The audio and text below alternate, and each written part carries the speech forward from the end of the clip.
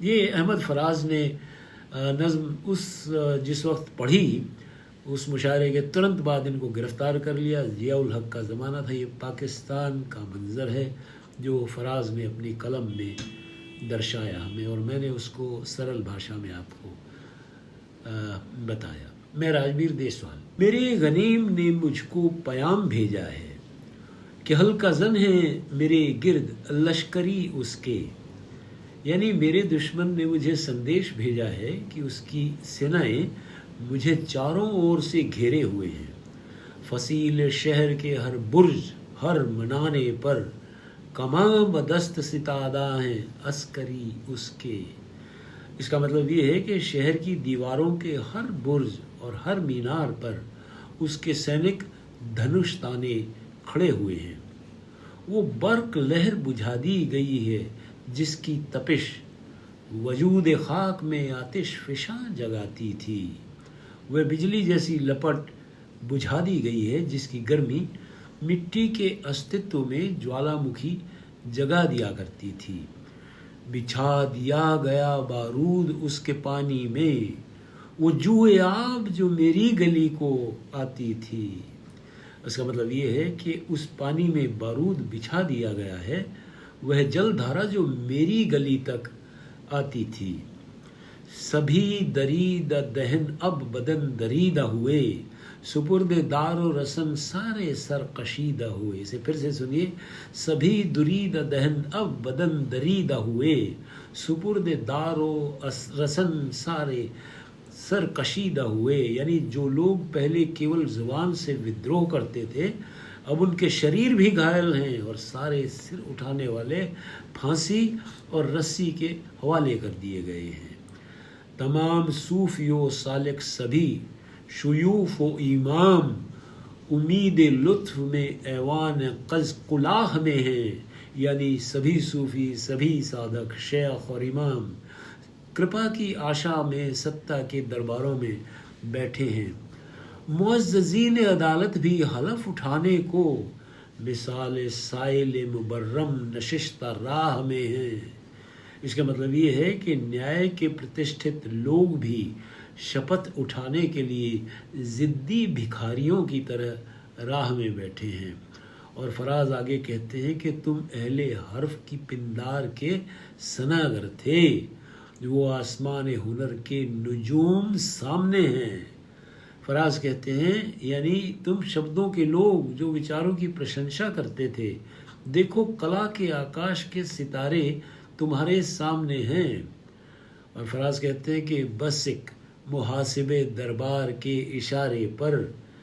گدا گران سخن کے ہجوم سامنے ہیں۔ بس ایک محاسب دربار کے اشارے پر گدا گران سخن کے ہجوم سامنے ہیں۔ صرف ایک درباری کے اشارے پر کویتا بیچنے والوں کی بھیڑ سامنے کھڑی ہے۔ قلندران وفا کی اساس تو دیکھو، تمہارے ساتھ ہے کون آس پاس تو دیکھو، یعنی وفا کے فقیروں کی بنیاد تو دیکھو، ذرا دیکھو تمہارے ساتھ کون کھڑا ہے، اپنے آس پاس دیکھو۔ اور فراز کہتے ہیں سو شرط یہ ہے جو جاں کی امان چاہتے ہو، سو شرط یہ ہے کہ جو جاں کی امان چاہتے ہو تو اپنے لوح و قلم قتل گاہ میں رکھ دو، یعنی شرط یہ ہے کہ اگر تم اپنی جان کی سرکشا چاہتے ہو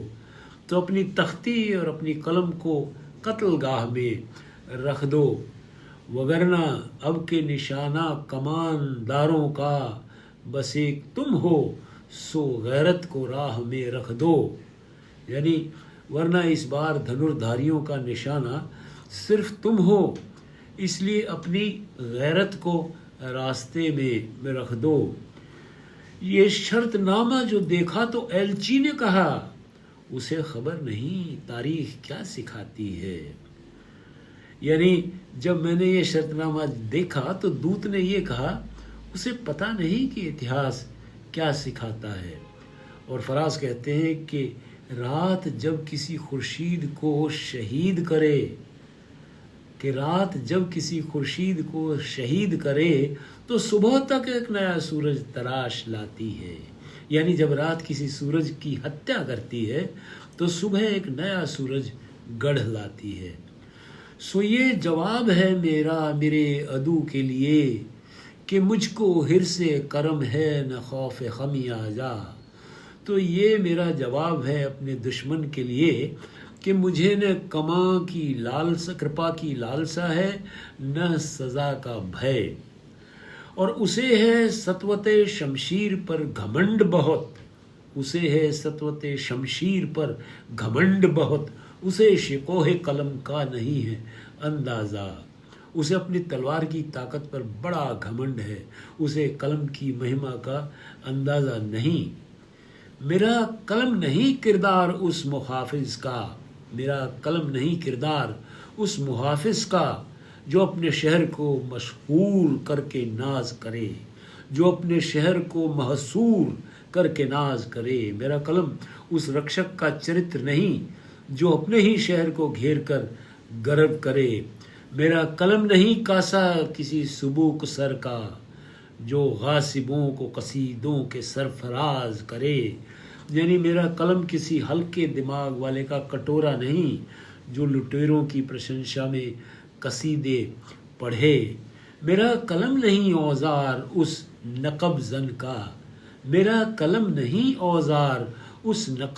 کا جو اپنے گھر کی ہی چھت میں